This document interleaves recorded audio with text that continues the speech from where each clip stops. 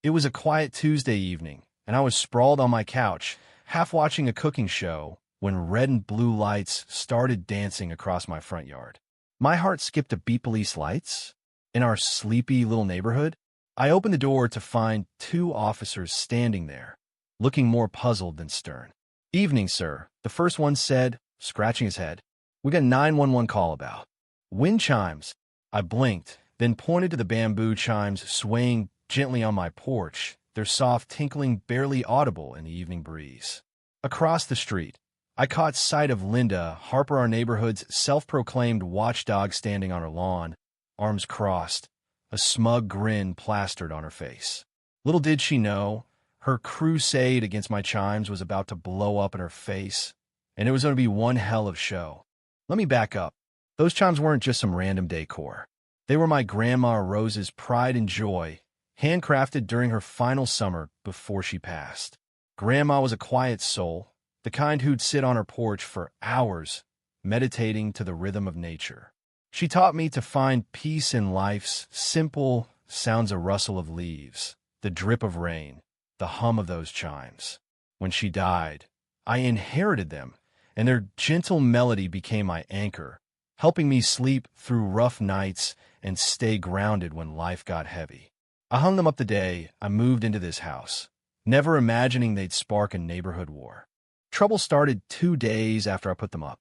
I found a note in my mailbox, scribbled in angry red ink. "Saw remove your pagan noisemakers immediately. Spiritual displays are not allowed." So I laughed it off, thinking it was a prank. But the next morning, Linda knocked on my door, clutching a clipboard like it was a shield. "Those chimes," she snapped, "are promoting foreign religious nonsense. They violate the HOA covenant." I tried to stay calm, explaining they were just a keepsake from my grandma, and besides, the HOA rule said nothing about wind chimes. She huffed, her eyes narrowing. "This isn't over," she said, storming off. I should have known she meant it. Linda wasn't just any neighbor. She was the HOA's unofficial enforcer, notorious for her bizarre complaints. She'd once reported a kid's lemonade stand for unpermitted commerce. But my chimes? They became her obsession. She started cornering neighbors, whispering about how I was pushing a mystical agenda and disrupting the neighborhood's energy. My next-door neighbor, Mrs. Thompson, told me Linda was calling my chimes a spiritual invasion. It was laughable until it wasn't. A week later, Linda called an emergency HOA meeting, proposing a new rule to ban unauthorized spiritual fixtures vy-sibel from the street. I sat in the back, watching her rant about vibrational disturbances, while most of the board looked embarrassed. The motion failed, thank God, but Linda's face turned beet red, and I knew she wasn't done. That's when she took it to a whole new level. The first 911 call came on a Tuesday night. I was watering my roses when a patrol car pulled up. 2 officers stepped out, looking sheepish. "We got a report of a disturbance," one said, checking his notepad. "Something about wind chimes summoning energy." I pointed to the chimes, their faint tinkle barely audible over the crickets. The officers exchanged a look, apologized for the hassle, and left. I thought that was the end of it. I was wrong. 3 days later, Linda called 911 again, this time claiming the chimes were making her feel unsafe in her own home. The same officers showed up, but this time they weren't smiling. They marched straight to Linda's house and gave her a warning about abusing emergency SARE VYCS. From my driveway, I watched her flail her arms, pointing at my porch like it was a crime scene. The officers stayed calm, but Linda's voice grew shrill, echoing down the street. I figured she'd back off. Instead, she doubled down. The next morning, a breezy Saturday, Linda dragged her patio chair to the curb right across from my house. She sat there for hours, glaring at my porch, dramatically clamping her hands over her ears every time the wind stirred the chimes. Neighbors started to notice, whispering to each other as they passed by. Then, in a performance worthy of an Oscar, Linda threw herself off the chair, sprawling on the grass, gasping like she was VYing a heart attack.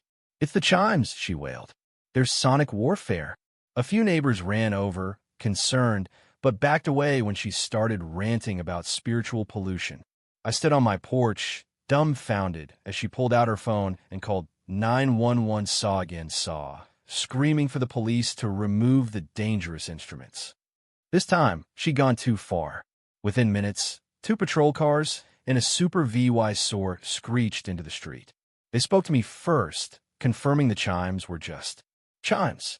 Then they turned to the neighbors, who spilled stories about Linda's reign of terror, measuring lawns with a ruler, snapping photos of improperly placed trash bins, even calling childcare VYCS on a family because their kids were too loud playing in their yard.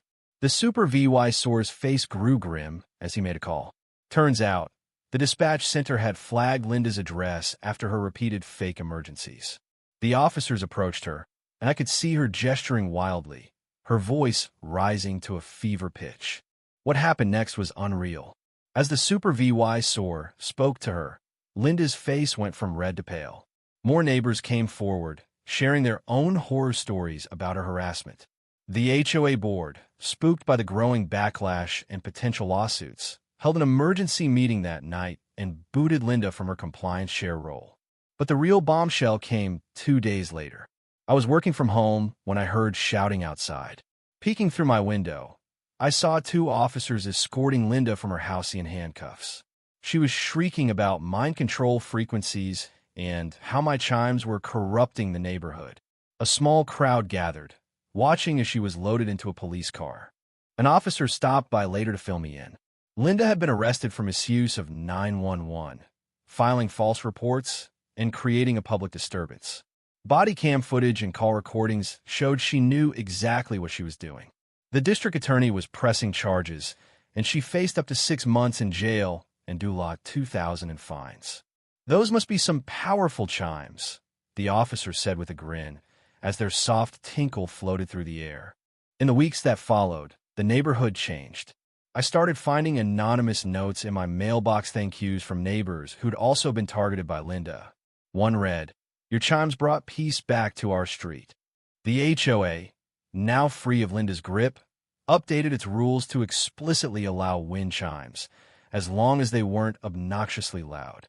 And in a twist of irony, during Linda's trial, it came out that she tried to ban meditation apps from the HOA newsletter months earlier, citing the same spiritual dangers she'd pinned on my chimes. Her lawyer looked like he wanted to disappear as the judge read the verdict. Guilty on all counts. Linda was fined $1,500, ordered to do 40 hours of community SARE VYC, and banned from the HOA board for 5 years. As the bailiff led her out, her protests faded into the distance, drowned out by the gentle, triumphant tinkle of Grandma Rose's chimes. Now, here's where I want to hear from you. Was Linda just a busybody who got carried away, or was she deliberately trying to control the neighborhood? Should the HOA have stepped in sooner to stop her? And what would you do if someone tried to ban something sentimental from your home? Drop your thoughts in the comments. Hit that like button if you enjoyed the drama, and subscribe for more wild neighborhood stories.